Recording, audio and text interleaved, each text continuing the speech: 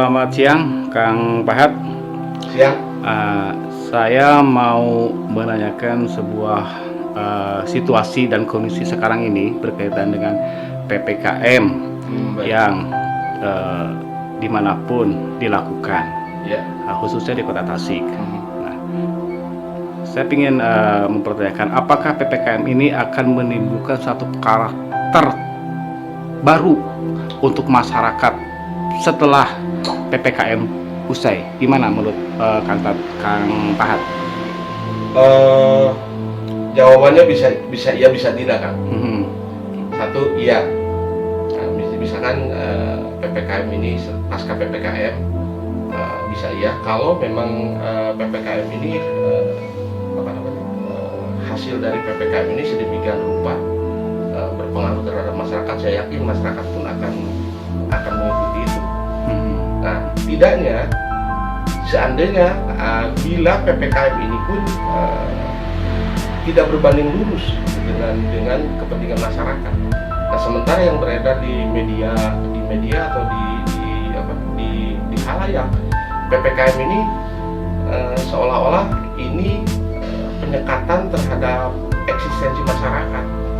Misalkan dari segi ekonomi, PPKM ini terkesan tidak berbanding lurus dengan kepentingan masyarakat, tiba-tiba disekat, tapi di sisi lain juga kebutuhan masyarakat sedemikian rupa yang pada akhirnya PPKM ini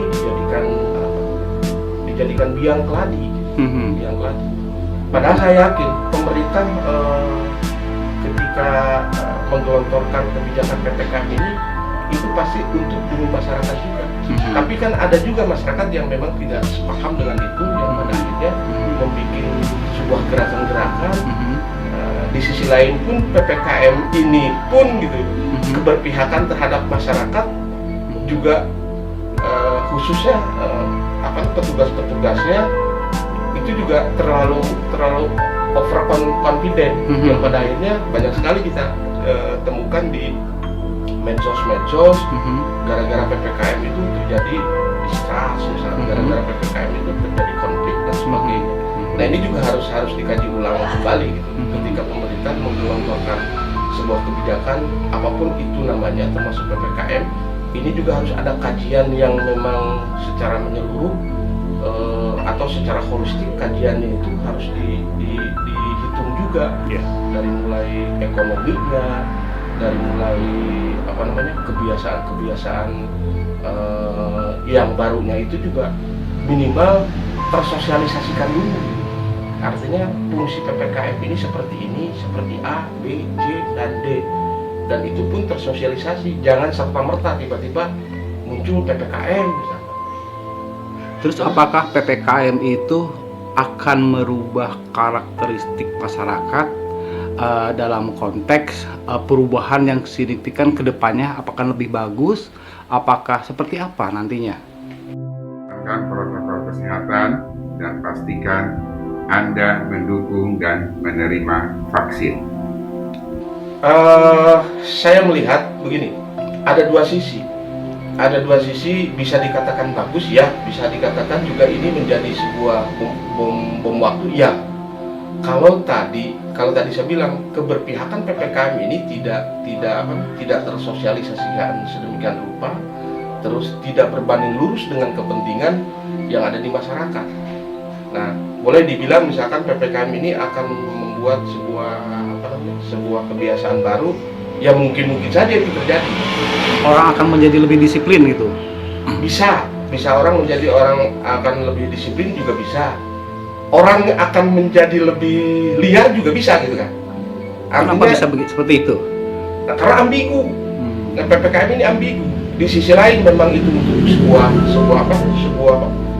pencapaian supaya masyarakat itu sehat dan sebagainya, terlepas dari pandemi misalkan. Tapi di sisi lain juga ada yang lebih krusial, misalkan tentang pembatasan transaksi dalam tanda petik, misalkan transaksi ekonomi, misalkan tiba-tiba.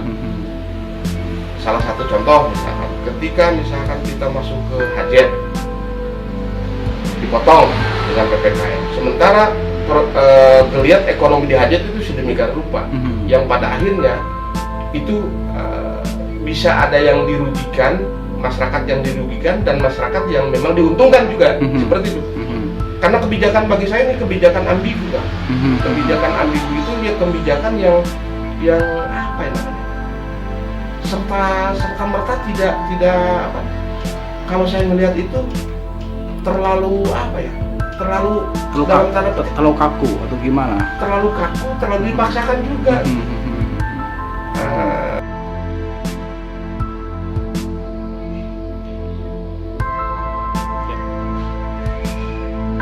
Ingat, patuhi prokes, pakai masker, cuci tangan, dan jaga jarak.